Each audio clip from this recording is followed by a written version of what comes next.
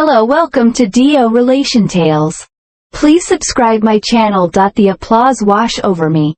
A thunderous wave of polite appreciation. I bowed a practiced smile gracing my lips, but the warmth of the ovation failed to reach my eyes. It was another successful performance, another night of flawless execution. Get the music that once flowed through me like a vibrant river now felt like a stagnant pond, reflecting a pale imitation of its former glory. At 56, Clara Kensington was considered a living legend in the world of classical music. My career, meticulously crafted by years of unrelenting dedication, have reached its pinnacle. Concert halls across the globe buzz with my name, tickets selling out in record time. Yet, amidst the opulence of gilded concert halls and the adoration of fawning audiences, a wholeness echoed within me. The music, once my life flood, had become a monotonous duty. The intricate dances of my fingers across the violin strings felt like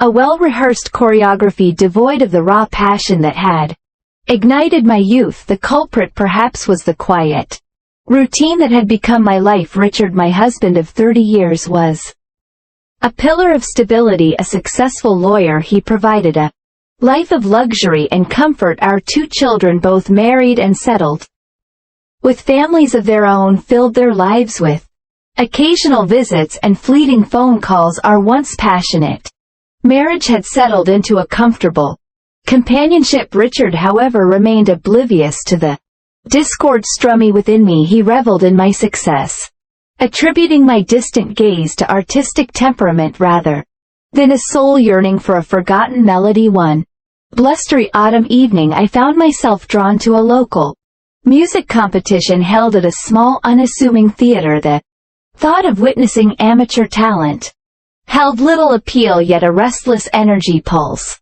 within me urging me to seek something more. As the last contestant took the stage, a young man with eyes that mirrored the stormy sky outside, I felt a jolt of unexpected interest. His hands, still raw and unfamiliar with the violin, coaxed out a melody that resonated with an unrefined brilliance. There was a rawness in his playing, a passionate defiance that captivated me. He wasn't perfect, of course. His technique was rough around the edges, his interpretation unpolished, but within his every missed note and imperfect bowstroke there burned a fire, an unbridled passion that resonated deep within my soul. It was a spark I hadn't felt in years, a reminder of the musician I once was, the musician I feared I might never be again. The applause that followed his performance was polite, respectful, but laced with a touch of pity as the young man, Ethan, if the program notes were correct, stepped off the stage. His head hung low, a flicker of disappointment clouding his eyes, a feeling I recognized all too well. An impulsive decision fueled by a sudden yearning took hold of me. You have a gift, Ethan, I said, my voice surprisingly steady, a raw talent waiting to be nurtured. The surprise in his eyes morphed into a flicker of hope. Perhaps in that small, unassuming theater, amidst the fading symphony of my own life, I had stumbled upon a melody waiting to be reborn. Ethan's initial apprehension at my offer was understandable.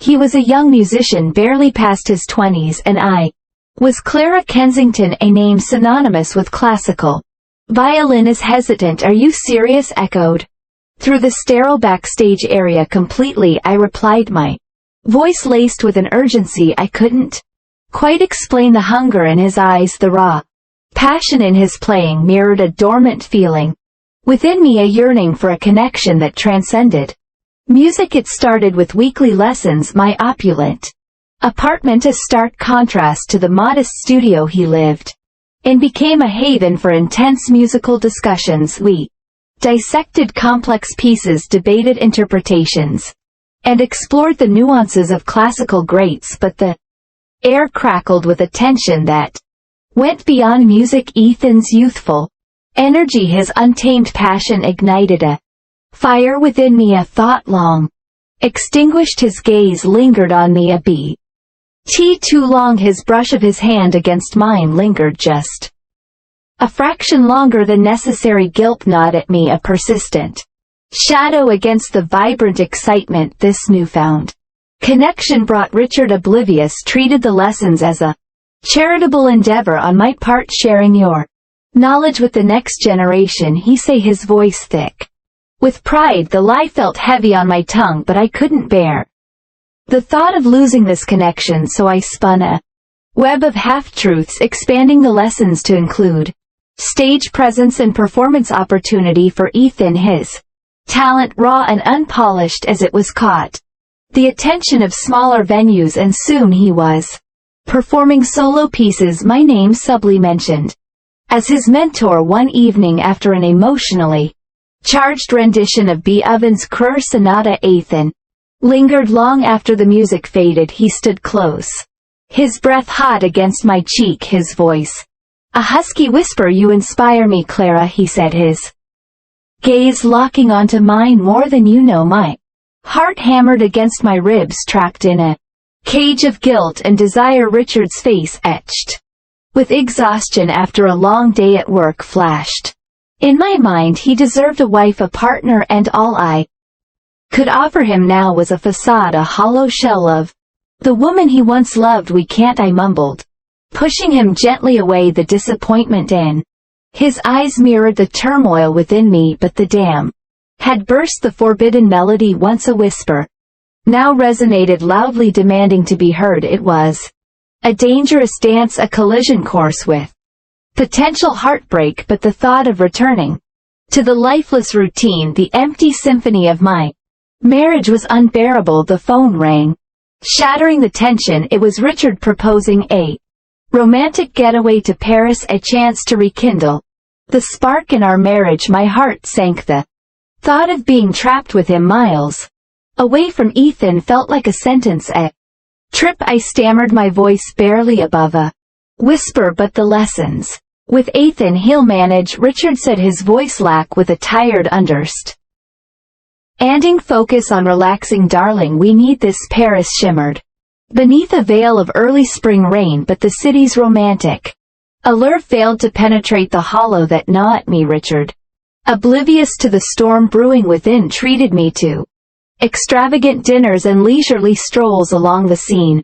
However, the shared laughter felt forced, the gentle touches awkward, echoes of a love long past. The only solace came from the stolen moments spent on my phone, text messages with uncoded conversations about music and longing, or a lifeline to the forbidden melody that thrummed within me. He too was struggling with the distance, his messages laced with a veiled frustration. The culmination of our unspoken desires arrived on the final night of our trip.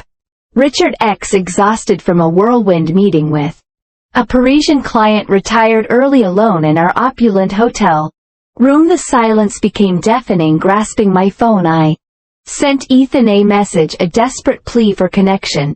Missing your music, it read, a simple phrase that held the universe of unspoken meaning. His reply was swift, a single word that ignited a tremor of excitement within me. Play for me. Hurriedly, I retrieved my violin from its Cassie. The familiar smooth curve of the instrument beneath my fingers felt like a forgotten language, a language only Ethan seemed to understand. The music became a conversation, a whispered exchange of emotions that transcended words. My fingers danced across the strings, weaving a tapestry of desire and longing. The guilt remained a nagging shadow at the edge of my consciousness, but the music, the connection it forged, was a siren song I couldn't resist. The sonata ended in a flurry of passionate notes, leaving a heavy silence in its wake. I opened my eyes, gasping for breath, a strange euphoria tingling through me. The phone glowed on the nightstand, the screen bathed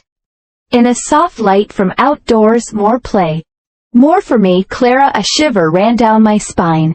There was a possessiveness in his voice, a demand that resonated deep within me. This was dangerous territory, but the dam had irrevocably broken. I reached for a different piece, a sensual tango filled with unspoken promises and seductive melodies. My body swayed unconsciously as I played the music an extension of my desires, a whispered invitation. As the final note faded, the phone remained silent. Disappointment threatened to engulf me, but then it vibrated again. "You make me want to be there," it read, followed by a string of emojis that sent a jolt through me.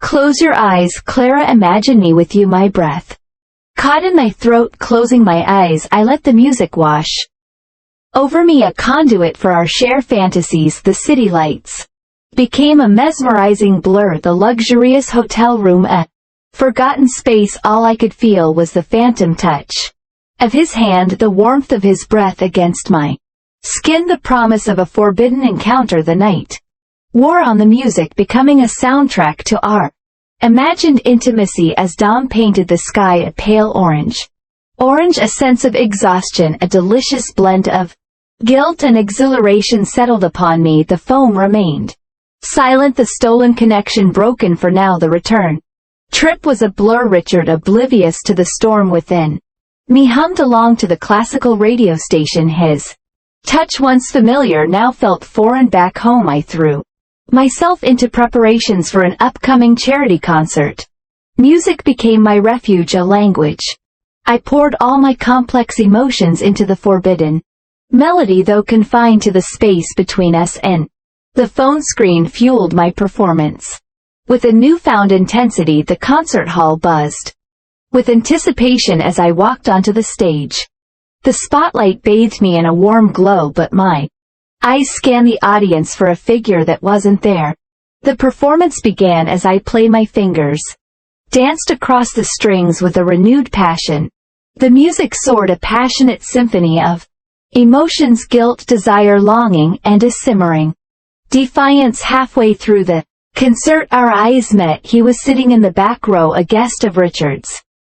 His presence a secret understood only by us. The connection was electric, a silent conversation in a crowded room. For that fleeting moment, the weight of my lie seemed insignificant, but as the final note faded, the reality slammed into me. This stolen connection, thrilling as it was, could never be a reality. Richard, beaming with pride, rushed to embrace me. His touch felt heavier now, a reminder of the life I clung to, a life that felt increasingly like a gilded cage. The encounter with Ethan, fleeting as it was, served as a stark contrast. It wasn't just his youthful passion or the illicit thrill of the forbidden, it was the way he saw me, not just as Clara Kensington, a celebrated violinist, but as Clara, a woman yearning for a connection that resonated with her soul. The following days were a blur of rehearsals and promotional events, yet amidst the chaos, my mind constantly drifted to the stolen glances at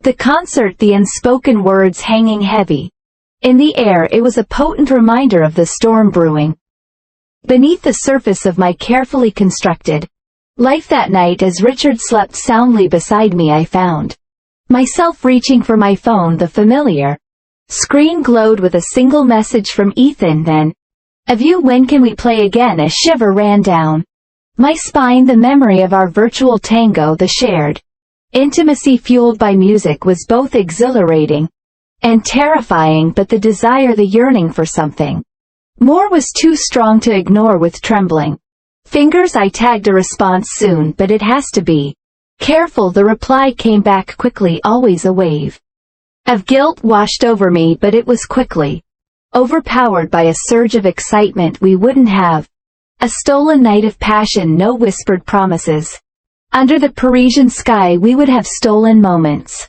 stolen conversations, stolen intimacies, expressed through the language we both understood.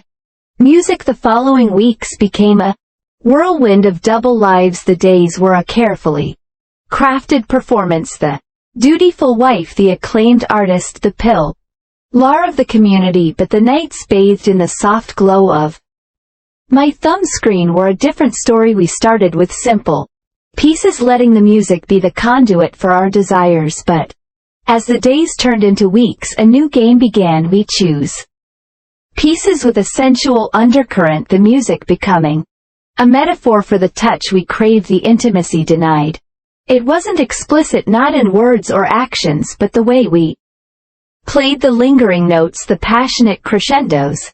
It spoke volumes, these stolen congers, though veiled in metaphor few, a fire within me, the guilt remained, a nagging shadow at the edge of my conscience, but the thrill of the forbidden, the connection with Ethan was a potent elixir. One rainy night as we played a particularly passionate piece, Ethan's message arrived, a single sentence that sent a jolt through me. Imagine me there.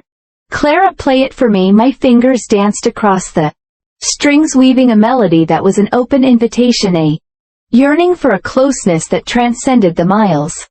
As the final note faded, I closed my eyes, the image of Ethan vivid in my mind. The night wore on, a symphony of emotions played out on my phone screen. The line between reality and fantasy blurred, leaving me both exhilarated and exhausted. The following morning, as I woke up next to Richard, the familiar emptiness returned, heavier this time. I love Richard in a way. We shared a history, a life built together, but the spark, the passion connection had long faded, leaving behind a comfortable routine that felt increasingly suffocating. Ethan, on the other hand, represented a dangerous allure.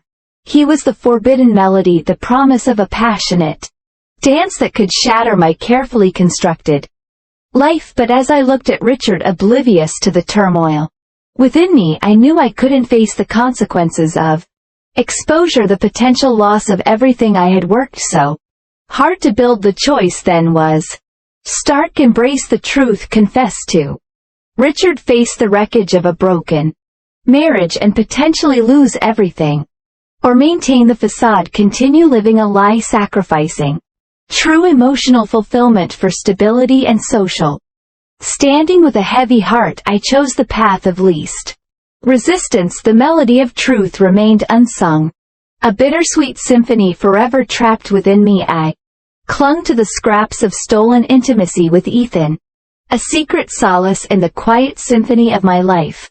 Please let me know what you think of me in the comments. And don't forget to like and subscribe to hear more stories like this one. Thank you very much.